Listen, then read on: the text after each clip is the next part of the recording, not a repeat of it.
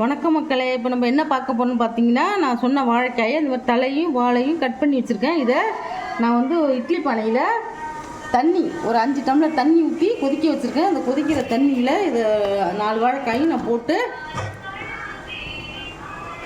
மூடி வச்சுருக்கேன். இது ஒரு 20 நிமிஷம் வேகட்டும். அடுத்தது பார்க்கலாம். பாருங்க, 20 நிமிஷம் அந்த வாழைக்காய் தோலோடு நான் வெந்நீரில் போட்டு வேக வச்சுட்டேன். வேக வச்ச வாழைக்காயை இந்த மாதிரி உரிக்கணும். உரிச்சிங்கன்னா தோல் வந்துடும்.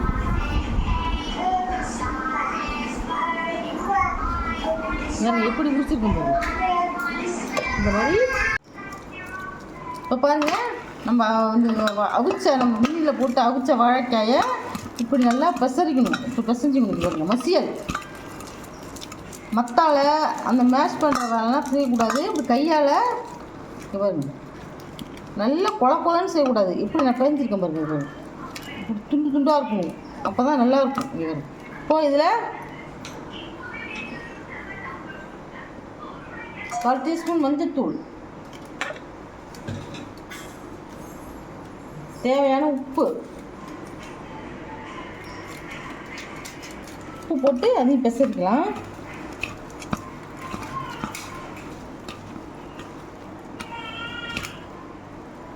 இப்போ வாங்க அடுத்து என்ன செய்யணும் பார்க்கலாம். 1 ஸ்பூன் கடுகு, 1/2 ஸ்பூன் சீரகம், 1/2 ஸ்பூன் கடலைப்பருப்பு,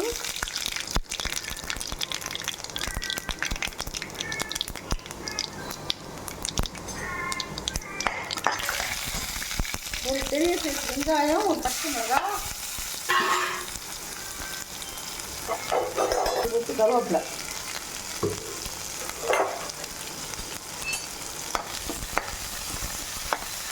கண்ணாடி போட்டு போட்டுக்கலாம்.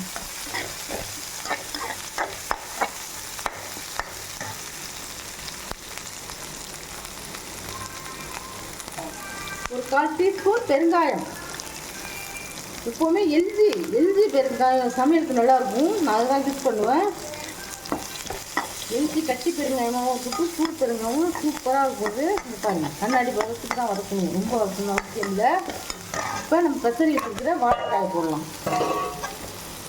வாழைக்காய் போட்டு ஒரு பருக்கை தட்டி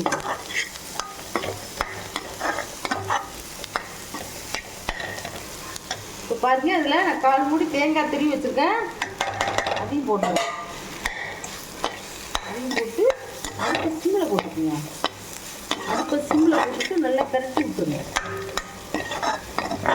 எவ்வளோ கலர்ஃபுல்லாக இருக்கு பாருங்க. இது வந்து வாழைக்காயில் இது மாதிரி செய்யலாம், அருமையாக இருக்கும். இது சில ஊரில் வந்து வாழைக்காய் புட்டுன்னு சொல்லுவாங்க, சில பேர் வந்து பொடி மாசுன்னு சொல்லுவாங்க, சில பேர் மசியல்னு சொல்லுவாங்க. இதுக்கு 3 பேர் உண்டு. நம்ம எது வேணாலும் வச்சுக்கலாம். நான் வந்து வாழைக்காய் மசியல் அவ்வளோ அருமையாக இருக்கு பாருங்க. இப்போது வாழைக்காய் மசியல் ரெடி. இது ரொம்ப சிம்பிளான டிஷ் தான், யார் வேணாலும் செய்யலாம்.